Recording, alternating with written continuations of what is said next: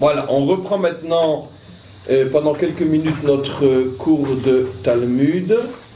Et le cours sera à nouveau pour la réussite de Nissim Raphaël Ben Mazel Tov Fortuné, ainsi que pour la refoua Shlema de Ala Eli Ben Marie Myriam, ainsi que pour l'élévation de l'âme de Lili Rachel Bat Alice. Quoi qu'il en soit, on reprend notre Talmud, on est à la page 144, et 12e ligne après le début, Tanu Rabbanan, nos maîtres ont enseigné. Ve'uka. Ve'uka, il sera frappé. C'est intéressant, il n'est pas dit tu le frapperas, on parle donc encore une fois du volet et du voleur, on se rappelle le contexte. Et la Torah donc autorise le volé à protéger son bien jusqu'à aller à tuer le voleur. Je tiens à préciser une fois de plus que chacun des cours du Talmud ne peut en aucun cas être pris sans avoir écouté minutieusement tous les cours qui précèdent, sinon c'est une pure perte de temps et surtout une matrice à confusion et falsification pour tous ceux qui voudraient comprendre à partir de ce cours sans avoir écouté tous les précédents. Et maintenant je continue. Ve'uka. Donc le texte aurait dû dire et tu le frapperas. Tu es autorisé à le frapper pour protéger ton bien. Or c'est pas ce que le texte dit. Le texte dit Ve'uka. On le frappera, ce qui signifie, c'est le ridouche, que pas seulement le volé a le droit de frapper pour protéger son bien, mais Bechol Adam, tout homme a le droit de protéger les biens du volé en tuant le voleur. Ça c'est déjà un grand ridouche, ce qui veut dire que si par exemple moi je suis le voisin du volé et que le volé dort paisiblement dans son lit, mais moi j'avais une insomnie et j'entends du bruit dans la cave, je devine que c'est un voleur, j'ai le droit de rentrer dans la cave, moi qui ne suis pas concerné, qui ne suis pas volé, et j'ai le droit pour protéger les biens de mon voisin de tuer le voleur, puisque c'est la raison pour laquelle le verset ne dit pas tu le frapperas, mais on le frappera, ve'uka, et non ve'ikita. Comment? Non, c'est le même statut que le volé lui-même. Il ne peut pas faire plus que ce que le volé aurait le droit de faire, bien évidemment. Et comme j'ai expliqué, c'est pas son fils. Comment? C'est pas son fils. Il n'est pas obligé de le reconnaître. Tu as raison, mais tu ne peux tuer le voleur que parce que tu sais que la vie du volé est en danger, ou la vie de tout celui qui voudrait lui dire arrête-toi. D'accord? Tu poses une excellente question. Je ne l'avais pas compris, Ilan. C'est pas son fils, quoi. Non, mais la question est fabuleuse. Pourquoi? Pourquoi le père ne peut pas tuer son fils? Parce que on a dit que si le père allumait la lumière, il disait à son fils, mais qu'est-ce que tu fais là? Tu es fou. Demande-moi ce que tu as besoin, je vais te le donner. Le fils ne tuerait pas son père. Même qu'il est prêt à voler, il n'est pas prêt à tuer. Très bien. Donc comme on ne parle pas de quelqu'un qui met en danger la vie du père, le père ne peut donc pas se défendre en tuant. Très bien. Fils comme modèle de toute personne pour laquelle j'ai la certitude que je pourrais m'arranger sans danger. Très bien. Ça peut être des dizaines de personnes. C'est un modèle, fils. Très bien. Maintenant, qu'est-ce qui se passe? Le voisin, lui, il prend le fils dans la cave. Je dis à haute voix ce que Ilan voulait dire. Maintenant, si le voisin dit au fils, ne prends pas le bien, le voisin n'est pas le père du fils. Donc le voisin, lui, se met en danger pour protéger les biens du volé qui lui est en train de dormir. Donc moi, je ne suis pas dans le même contexte. Donc par rapport à moi, oui, toi le voleur, tu es un danger mortel sur moi. Parce que peut-être que tu ne serais pas prêt à tuer ton père pour voler, mais tu seras peut-être, oui, prêt à tuer n'importe qui d'autre pour voler. Donc quand moi, je viens maintenant pour protéger mon voisin, pour protéger ses biens, je me mets moi en danger potentiel.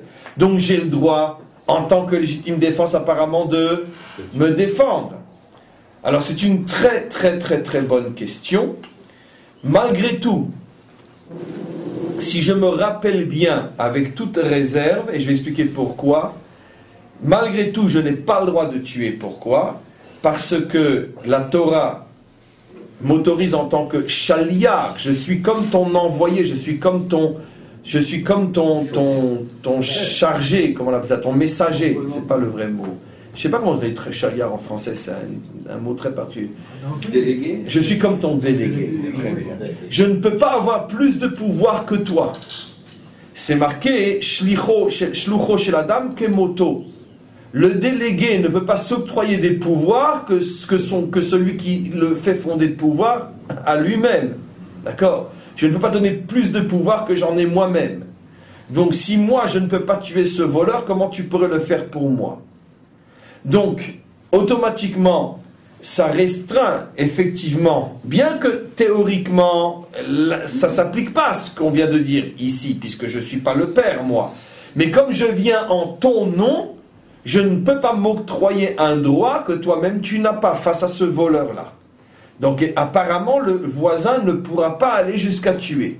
Et s'il pense qu'il est en danger parce qu'il sait que le fils est un gros voyou, ah ben qu'il n'y aille pas. Personne ne l'oblige à y aller. Ça, il faut savoir. Si la Torah m'obligeait à y aller, et que d'un autre côté elle me dit ne le tue pas, alors là je pourrais rétorquer ce qu'il en a dit, mais attends, je ne comprends pas. Tu me dis va au casse-pipe et vas-y sans fusil, ça veut dire quoi? Mais la Torah va me répondre non, tu n'es que l'envoyé du Père, et si tu ne veux pas prendre de risque, n'y va pas, dors. On ne te demande pas de te mettre en danger pour les biens de l'autre. Il n'est même pas envoyé par le Père. Non. S'il fait ça. Il le fait en tant qu'envoyé. Ça veut dire que c'est un envoyé potentiel par la Torah. Évidemment qu'il n'est pas envoyé devant un avocat, mais ce que je veux dire par là, c'est qu'il a le statut d'envoyé. Donc en tous les cas, on continue. Bechol Adam. Tout homme a la possibilité donc de frapper la personne. Maintenant, un autre cas aussi qui peut se poser, qui est inclus dans ce verset-là. Si le voleur le volé appelle au secours, d'accord? Dans un cas où le volé a la possibilité de tuer, mais lui-même n'a pas ce courage, il appelle au secours et vient un voisin avec une carabine, et que c'est un cas où le volé aurait eu le droit, lui, de tuer, le voisin peut le faire aussi. C'est de ce cas-là qu'on parle. Oumet. Après le verset dit Ve'uka oumet. Il sera frappé et mourra. Alors, qu'est-ce que vient inclure le il mourra? Bechol mita shatayachol la mito. De toute mort que tu peux le tuer. C'est-à-dire que la Torah ne te demande pas de le tuer d'une manière plus qu'une autre. Ce qui se présente à toi, un revolver, un coup de massue, peu importe, ce que tu as entre les mains pour protéger les biens, tu as le droit de l'utiliser. Point, ça c'est la fin de l'enseignement. Alors maintenant, nos maîtres vont se poser la question sur cet enseignement. Bishlama, on comprend bien, Ve'uka, que la Torah autorise Uka bechol adam, chaque homme à faire justice. Itztarir, je comprends pourquoi c'est précisé. Salkadataramina, parce qu'on aurait pu croire. Baalabait ou de kim leu de en adam ma'amidatzmo al mamono. Seulement le propriétaire, le volé, la Torah l'a autorisé parce qu'il s'agit de ses propres biens. Et un homme n'a en aucun cas l'obligation de se laisser voler sans réagir. Avalacher, mais un autre, l'eau, mais un autre non. On aurait pu croire que non. De quoi tu te mêles? C'est pas tes biens, n'interviens pas. Surtout que tu vas tuer quelqu'un. Kamash Malan, c'est ça le grand chidouche. Donc là, on va s'arrêter quelques secondes, ça suffira pour aujourd'hui. Parce que, comme je vous ai dit, on n'étudie pas le Talmud pour se faire marcher la tête. Que Dieu nous préserve, on étudie le Talmud pour devenir des hommes, donc pour se construire sur le plan éthique, moral et spirituel. Donc, on va essayer de comprendre ce qui se cache derrière cet enseignement. Là, nos maîtres précisent que la raison pour laquelle l'enseignement est important ici, c'est parce que sans cet enseignement, je n'aurais pas de moi-même dit la même chose. Si on m'avait demandé à moi, et d'ailleurs on peut faire le test, vous verrez que tout le monde dira la même chose, c'est-à-dire le contraire du Talmud, si on demandait à un homme standard, même un homme qui réfléchit, un homme, tout ce que vous voulez, un homme moral, spirituel, intelligent, peu importe, vous dites voilà, la Torah a autorisé le volé pour défendre son bien à aller jusqu'à tuer son voleur. Tu lui expliques pourquoi, c'est tous les cours précédents, peu importe. Et tu lui poses la question, est-ce que tu penses qu'un autre homme, voyant que le volé ne se rend pas compte qu'il est en train de voler, ou sachant que le volé a peur lui-même d'intervenir, est-ce que tu peux le faire pour lui? Est-ce que tu peux donc aller jusqu'à tuer le voleur pour protéger le volé? Je pense que tout le monde dira non. Et pourquoi? Pour la raison que dit le Talmud, de ce qu'on aurait pu croire, qui est faux.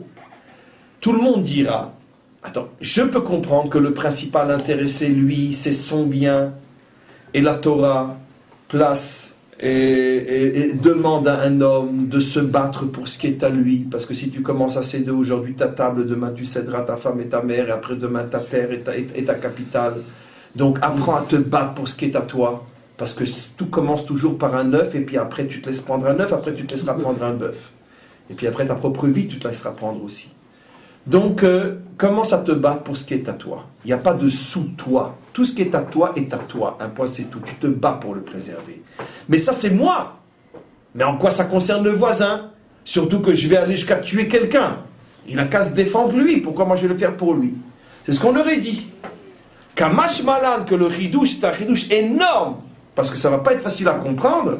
Le ridouche est que non, que chaque homme, même celui qui n'est pas concerné, a la possibilité d'aller jusqu'à tuer le voleur pour préserver, pour protéger les biens d'un autre. Ça, c'est un ridouche absolument incroyable que jamais on n'aurait dit. C'est le cas qu'on peut... Non, mais c'est le cas. Non, c'est pas ma justice à moi. Non, mais c'est faire une justice pour au volet sans tribunal, sans rien. Alors pourquoi, effectivement, vous dites la chose d'une autre manière qui est juste aussi. Comment c'est possible? Ça concerne aussi le cas d'un gardien ou d'un policier. Mais non, mais c'est ma fonction. Là, je suis là pour ça. Là, je suis là pour ça. Je suis là pour protéger. Oui, mais le gardien a le droit de tuer pour protéger les biens d'un autre. Mais comment? C'est son métier. C'est son métier, mais c'est pas son métier. Mais là, c'est pas mon métier. Je m'en mêle. Je suis ton voisin. Je suis pas ton gardien. Ah non, c'est pas pareil. Là, et c'est pas n'importe qui, il passe des tests. Il y a une VADA pour lui donner une arme. C'est quand même là-dessus qu'on peut se baser pour déléguer la surveillance de ses biens à quelqu'un d'autre, non? Non, là tu vas trop loin. Alors, parce que justement, ça touche la question de justice soi-même dans ce cas-là. Là, au contraire, là, on va dans un domaine extrêmement délicat de quoi chacun peut se faire justicier de l'autre. Je deviens tribunal, témoin, bourreau en même temps. Je m'impose tribunal. Moi, quand je suis le concerné, c'est pas en tant que juge que je te tue, c'est pour protéger mes biens. Mais là, c'est pas mes biens, donc en tant que quoi? Je rends justice. Depuis quand un homme peut s'arroger le droit d'être justicier en même temps bourreau? Enfin, c'est pas bourreau, mais enfin, on s'est compris. Et c'est très compliqué, là. Je trouve que même si c'est son métier, le fait qu'on puisse déléguer... c'est la police, là. Alors, dans ce cas, il n'y a plus de police. Non, mais un gardien, un chômeur. Mais c'est un policier. On appelle ça, c'est une dérivée de la notion de policier. C'est un policier. Mais d'où on sait qu'un policier peut tuer un voleur? Et d'où on sait qu'elle est armée, d'où on sait que... Non, mais la loi, dans la Gemara, je parle. Comment ça vient, cette notion de policier? Dans la Gemara, je parle, pas dans les lois... Parce que c'est ce que sinon le monde ne pourrait pas tenir. D'accord, mais n'empêche que le fait qu'il puisse être délégué pour tuer et pour protéger les biens de quelqu'un, à mon avis, ça vient de là aussi, de cette logique. On pourrait donner l'exemple avec Pinchas aussi. D'où ça viendrait alors? Il n'a pas envoyé, mais qu'il s'est envoyé lui-même. Une certaine... Pour la même raison aussi, pour sauver le peuple. Et ça aussi, c'est une question de morale, je ne sais pas. Ilan insiste, et il n'a pas forcément tort d'insister. Est-ce que ce n'est pas finalement une extension de la notion de finalement que dans une société, des hommes sont choisis pour jouer le rôle de tous? Délégués. Ce sont des délégués de la société pour se battre contre le mal. Moral. Et là, le ridouche serait que dans le droit juif, il y a certains cas où tout homme finalement devient un policier, parce que sinon la société ne pourrait pas vivre. Donc vous touchez le fondement même de faire justice, pas se faire justice, parce que là c'est pas mais faire justice soi-même. Par rapport à un concept moral. Voilà, c'est ce qu'on va... Alors, parce qu'en vérité, l'approche la plus connue dans ce texte-là, mais qui est un petit peu tiré par les cheveux. C'est pour ça que finalement j'étais un petit peu prisonnier de la première explication que je vais vous rapporter, mais je pense que la vôtre est la meilleure et la vraie. Il y a une autre explication plus répandue qui dit, mais elle est très tirée par les cheveux, qui dit qu'en vérité la raison pour laquelle le voisin a le droit d'intervenir, c'est parce qu'on considère que jusqu'à preuve du contraire, et dans les cas dans les problèmes de danger de mort, même un petit risque suffit, on craint que peut-être que le volé va se réveiller d'un instant à un autre, ou peut-être qu'il est déjà dans les escaliers, va savoir, moi je suis le voisin, je ne sais pas ce qui se passe dans la maison. Je ne vais pas attendre de vérifier que l'autre est en train de dormir et qu'il n'est donc pas en danger et que l'autre va pouvoir voler sans problème. Je ne vais pas rentrer et dire attends, ne bouge pas, je vais vérifier si l'autre dort, dans ce cas-là il n'est pas en danger, tu ne vas pas le tuer, tu peux voler. Et je te fais rien. Non. On considère que dans cette situation-là, il y a toujours un risque, peut-être que le volé est déjà conscient du vol et qu'il est peut-être en train de descendre et peut-être que la confrontation va se faire d'une minute à l'autre.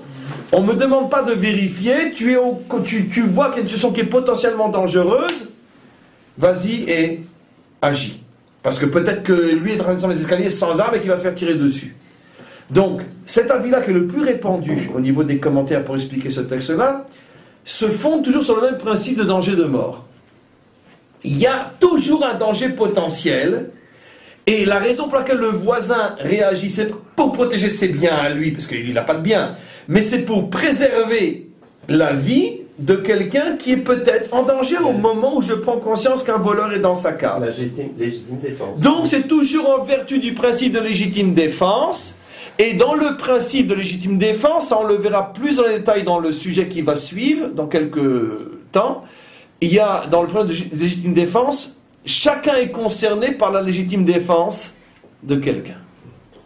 Et Rav, là aussi, il y a aussi la notion de voisinage. Parce que sinon, il aurait pu parler simplement d'un passant. Non, même un passant, c'est moi qui dis moi, je ne sais pas qui dit pas, c'est moi qui dis voisinage. C'est moi qui dis voisin. Parce qu'un voisin, il peut être aussi concerné. C'est moi qui dis voisin. C'est pas mieux.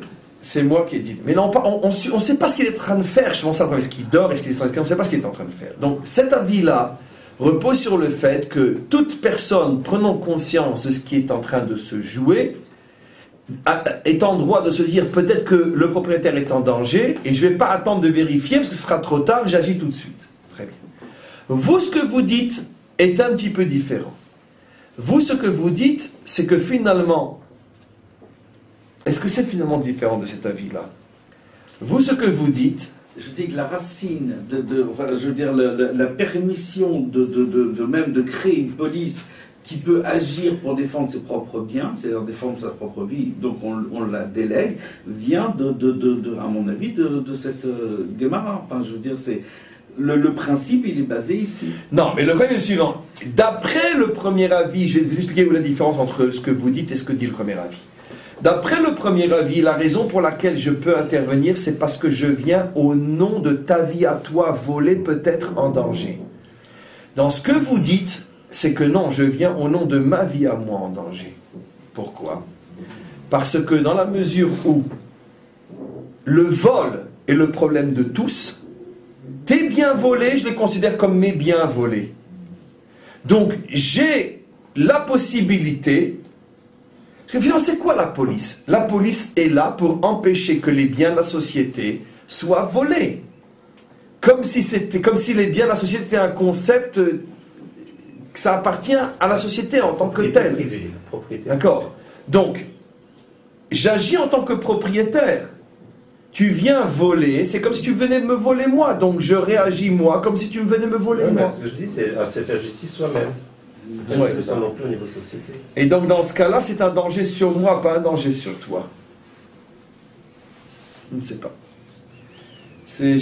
J'arrive pas à trouver la nuance entre les deux. La nuance est très très subtile. Je n'arrive pas. Bon, on s'arrête là pour aujourd'hui.